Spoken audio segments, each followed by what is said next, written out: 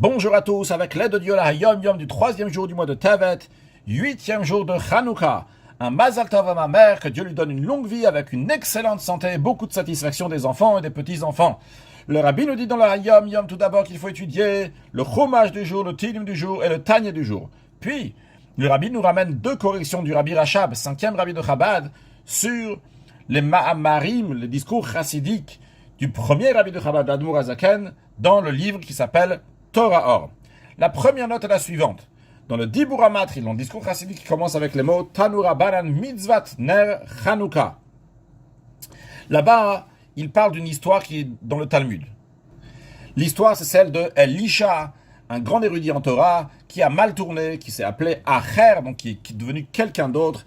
Et lorsqu'il est mort, la Gemara raconte que dans le ciel, ils ont dit on ne peut pas lui rendre une sentence de Gehinom, de l'enfer contre Acher, parce qu'il a étudié la Torah. D'un autre côté, on ne peut pas non plus lui donner le monde futur, donc le Gan Eden, le paradis, parce qu'il a fauté, il a péché, c'est pas possible.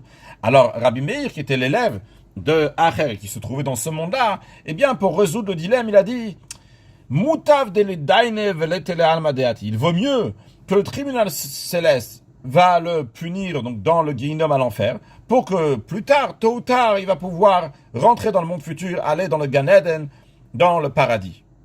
Et à ce sujet, dans Torah Or, il est écrit Ki en kedai kol adinim, à traduire dans le sens qu'il n'y a pas de commune mesure entre toutes ces souffrances du Gehinom, de l'enfer, par rapport au grand plaisir qu'il y a dans le Gan Eden, dans le paradis, que l'âme a la possibilité de comprendre, de saisir de la divinité. Mais le Rabbi Rachab nous dit, il ne faut pas écrire Ki en kedai kol adinim et expliquer comme on vient de dire, mais il faut dire Ki kedai kol adinim pour dire, ça vaut le coup de passer toutes ces souffrances du Gehinom pour finalement avoir ce plaisir que la Neshama, l'âme, va pouvoir comprendre la divinité. Eh bien, ce plaisir-là, eh bien, ça vaut le coup de payer tout ce Gehinom, toutes ces flammes de Gehinom, cette souffrance dans le Gehinom. Donc ça, c'est en ce qui concerne donc la première note du Rabbi Rachab.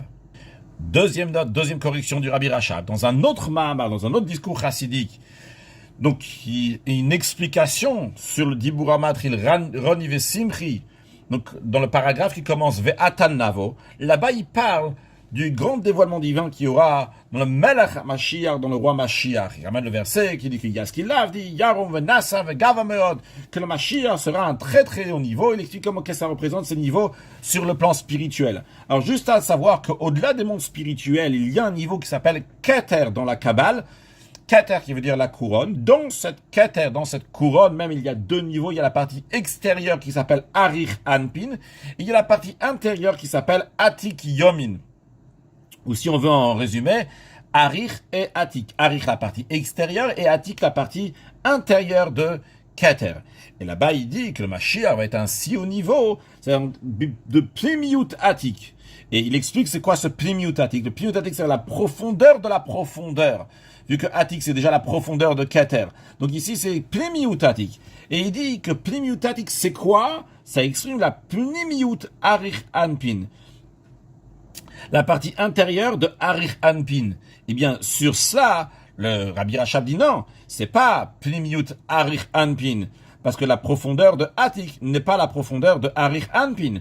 Mais, c'est quoi la Plimiut? Chez Plimiut Ensof, donc il a changé le Aleph Aleph avec le Aleph Samech. Le Aleph Aleph, c'est Arich Anpin, donc il fait référence donc à un niveau de divinité de Keter.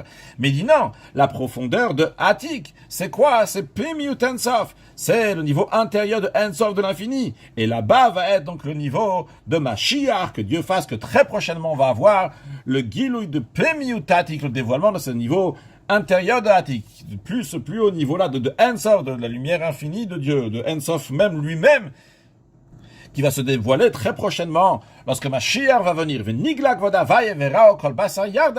Que Dieu va se révéler, toute chair va voir, qui pilla vaille diber, que tout est fait par la parole de Dieu très prochainement avec la venue de Mashiach. Now, un excellent yom.